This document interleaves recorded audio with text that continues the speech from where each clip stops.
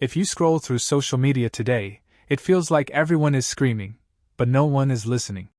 In one corner, baby boomers are blamed for everything, hoarding wealth, clinging to old rules, refusing to step aside.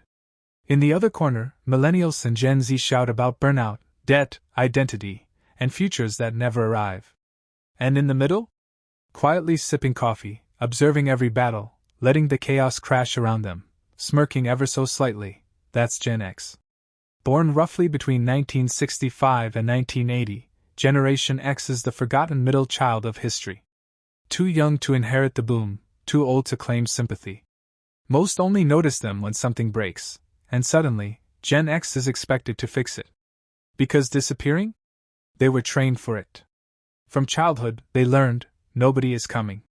Not for homework. Not for heartbreak. Not for scraped knees. Picture it, a child walking home from school, key hanging around their neck, the house silent. No footsteps. No voices. Just the hum of the fridge, the faint smell of last night's dinner. Snack made alone.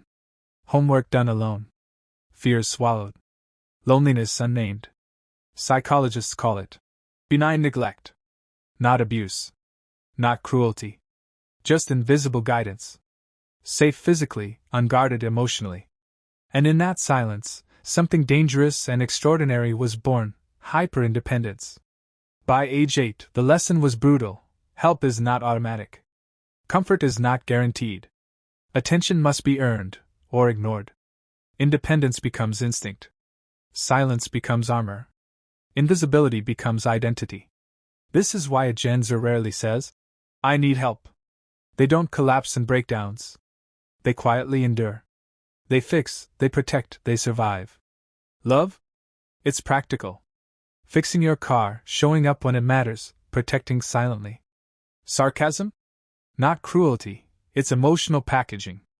Pain delivered without vulnerability. Gen X learned to function through feelings.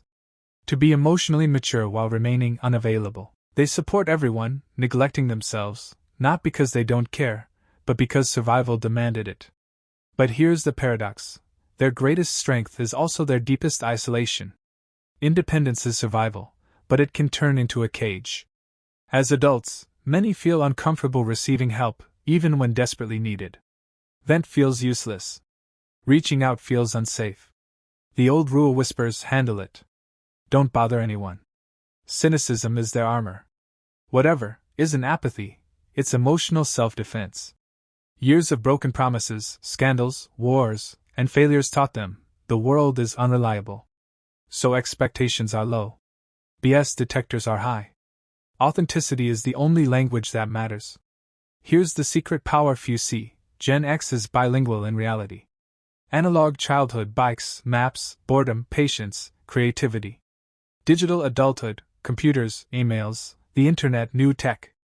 They adapt to both worlds, bridging generations, fixing problems old and new. Yet this creates constant exhaustion. Two realities. Two speeds. One nervous system. Invisible labor becomes their default. Crisis handler, system maintainer, unsung backbone. And now middle age arrives. The sandwich generation. Aging parents needing care. Children needing support in a brutal economy. Careers demanding presence.